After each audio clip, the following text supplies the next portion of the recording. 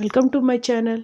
మన ఇంట్లో ఎప్పుడు బంగాళదుంపలు, ఎగ్స్ స్టాక్ ఉంటాయి. వాటితో చాలా రెసిపీస్ చేసుకుంటుంటాం. ఇక్కడ నేను కుక్కర్లోనే చాలా టేస్ట్గా ఉండే బిర్యానీ రెడీ చేశాను. ఇంక లేట్ చేయకుండా వీడియోలోకి వెళ్ళిపోదాం. ఇక్కడ 6 గుడ్లని ఉడకబెడుతున్నాను. ఒక స్పూన్ గడ్డ ఉప్పు వేసాను, ఎందుకంటే మనకి తొక్క ఈజీగా వచ్చేస్తుంది అన్నమాట. ముక్కలు అయిపోకుండా బాగా వస్తుంది, అందుకోసం 4 బంగాళదుంపల్ని కడిగేసి కుక్కర్లో పెట్టేస్తున్నాను. మసాలా ముద్ద కోసం ఒక 2 వెల్లుల్లిని రెబ్బలుగా చేసేసి, అల్లాన్ని కూడా ముక్కలుగా కట్ చేసేసి మిక్సీ చేసేసుకోవాలి. ఇదిగోండి, అందులోనే మసాలా ముద్దలోనే టమాటా కూడా వేసేయండి. చిన్న సైజు దాల్చిన చెక్కల్ని ముక్కలుగా చేసి వేసుకోవాలి. 2 పలావ్ పువ్వులు, ఒక 10 లవంగాలు, 2 ఇలాచి, ఒక 6 మిరియాలు, 2 స్పూన్ల ధనియాలు, జాపత్రి 2, ఇవన్నీ వేసేసుకొని మెత్తగా ముద్ద చేసేసుకోవాలి. మసాలా ముద్ద ఇలాగా మెత్తగా చేసేసుకోండి. ఇప్పుడు ఈ గ్లాస్తో 1.5 గ్లాస్ రైస్ తీసుకొని ఒక ½ అన్ అవర్ నానబెట్టేసుకోవాలి.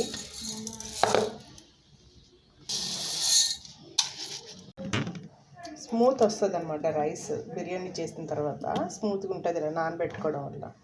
కుక్కర్ పెట్టి ఆయిల్ వేసేసుకొని ఇప్పుడు ఆనియన్స్ని ఫస్ట్ డీప్ ఫ్రై చేసేసుకుందాం. ఆనియన్స్ని ఇలా సన్నంగా స్లైసెస్ లాగా కట్ చేసుకోండి.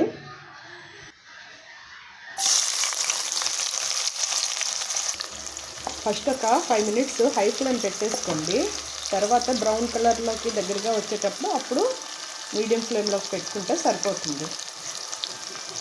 గోల్డెన్ బ్రౌన్ కలర్లోకి వేయించుకోవాలి. ఈ కలర్లోకి వచ్చినప్పుడు లో ఫ్లేమ్లో పెట్టేసుకొని ఒక 2 మినిట్స్ ఉంచేసి తీసేస్తాం.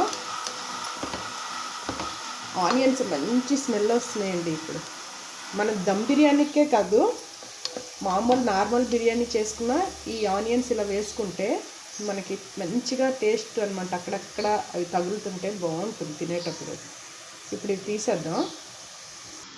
ఇప్పుడు ఇదే ఆయిల్లో మనం గుడ్లని వేయించేసుకుందాం. బంగాళాదుంపలు చిన్నవి అయితే అనుకోండి, బేబీ పొటాటోస్ అయితే అలా ఉంచేయచ్చు. ఇది కొంచెం పెద్ద సైజు కాబట్టి ఇలా ముక్కలుగా సగానికి కట్ చేసి పెట్టేసుకోవాలి.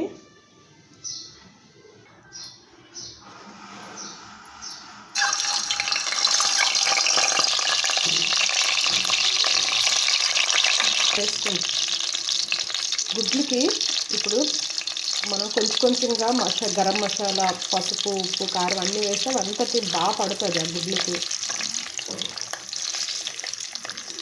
నేను ఇక్కడ ½ స్పూన్ చొప్పున వేసాను పసుపు, సాల్ట్, కారం అన్నీను. ఈ గరం మసాలా ముద్ద కూడా కొంచెం వేస్తే వీటికి పడుతుంది.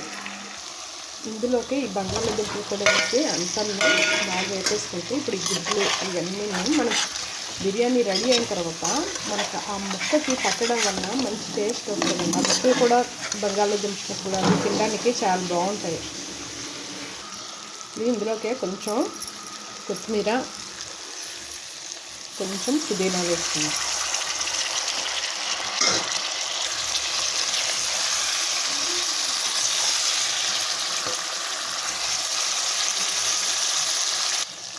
ఇప్పుడు ఎగ్స్ను బంగాళదుంపలు వేరే ప్లేట్లోకి తీసేసుకుందాం. ఇప్పుడు ఇందులోనే ఒక స్పూన్ నెయ్యి వేసేసుకోండి.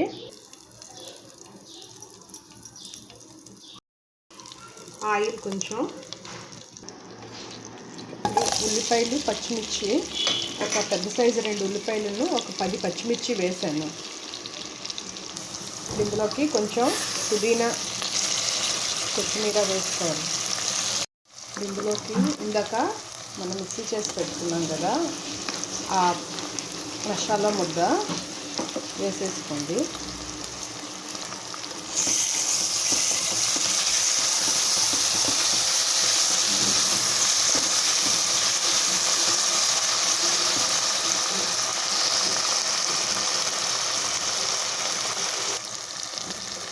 మసాలా ముద్ద పచ్చిదనం పోయినంత వరకు అలా వేయించుకున్న తర్వాత 2 స్పూన్స్ ఫ్రెష్ పెరుగు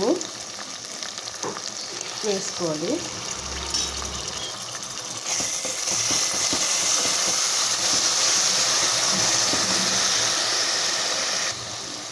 మూడు పలావ్ ఆకులు వేసుకోండి. ఇప్పుడు ఇవి వేపుకున్నాం కదా, ఈ గుడ్లు బంగాళదుంపల్ని అందులో వేసేసుకుందాం.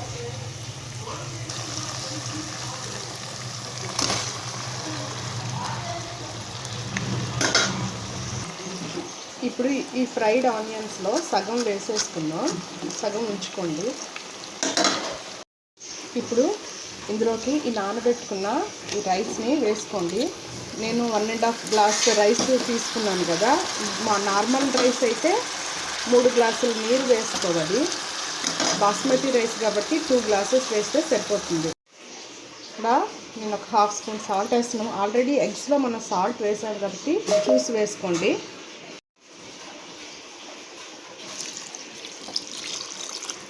ఇప్పుడు పైన ఇలాగా కొత్తిమీర, పుదీనా, ఈ ఆనియన్స్ని వేసేసుకొని మూత పెట్టేసి 2 వేయించుకోవాలి. 2 విజిల్స్ వేస్తే సరిపోతుంది. కుక్కర్ చల్లగా అయిందో లేదో చూద్దాం ఎలా వచ్చిందో బిర్యానీ.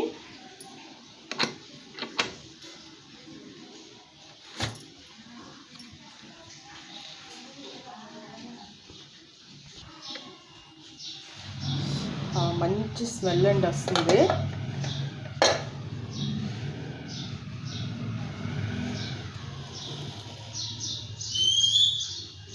నెమ్మదిగా కలుపుకోవాలి మొత్తం, లేకపోతే రైస్ మళ్ళీ ముక్కలు అయిపోకుండా బాగా కలుపుకోవాలి.